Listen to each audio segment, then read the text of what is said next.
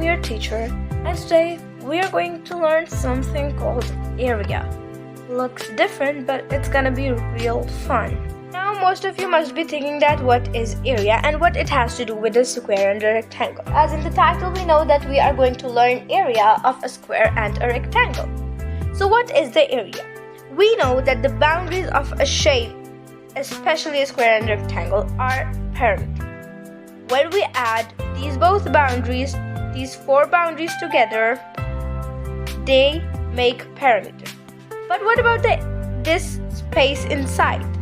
Yes, this space inside is the area of the shape.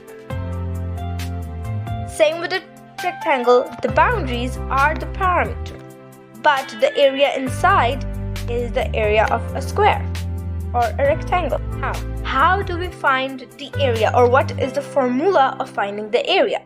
The formula of finding the area is very simple. It's length multiplied by width. But what is the length and what is the width? Let's suppose we have a square. For a square, we know that the four sides are equal. So, any side could be the length or any side could be the width.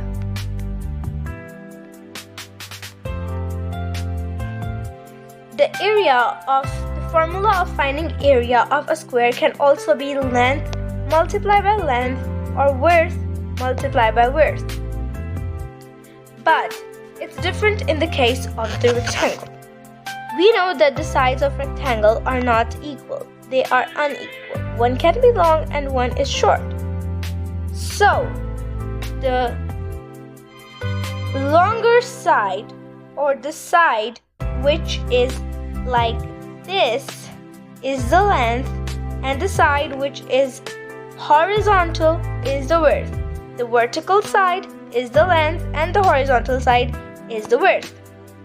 Let's discuss area of a square. How do we find it? Okay, so one thing you need to know is about these two lines which go like this.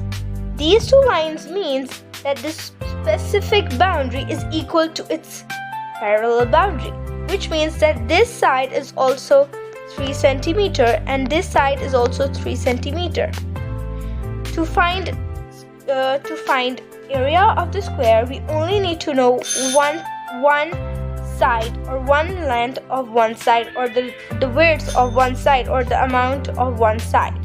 We can multiply it again.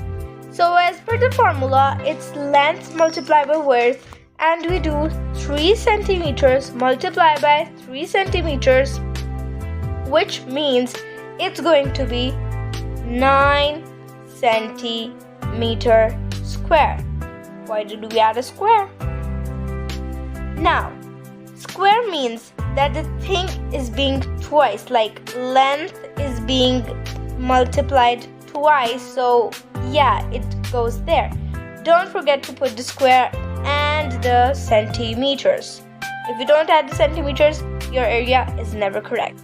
Now, here's another question about the area of a square, so don't worry, it's gonna be easy as we just did it right now. So let's see what is the area of a square. Of this particular square, we know the formula. It's length multiplied by width, or length multiplied by length. Same for the square. Both can work. Both are correct. But for the rectangle, only this one is correct. Don't forget this. Now we simply need to multiply the length with the width, which means 4 multiplied by 4, which means that the area of this square is 16 centimeter square. That's great. Now the next question. The next question is the easiest one we are going to solve. It's 2 multiplied by 2. Everyone knows the answer, but still some of you might be confused. So let's solve this the correct way. We know length multiplied by width is equal to area of the square. Length is 2 centimeters and the width is 2 centimeters. When we multiply 2 by 2, the answer is going to be 4 centimeters square because there are 2 digits and they are being multiplied. Amazing! Now let's move to the area of a rectangle. Okay, so now let's find the area of this rectangle.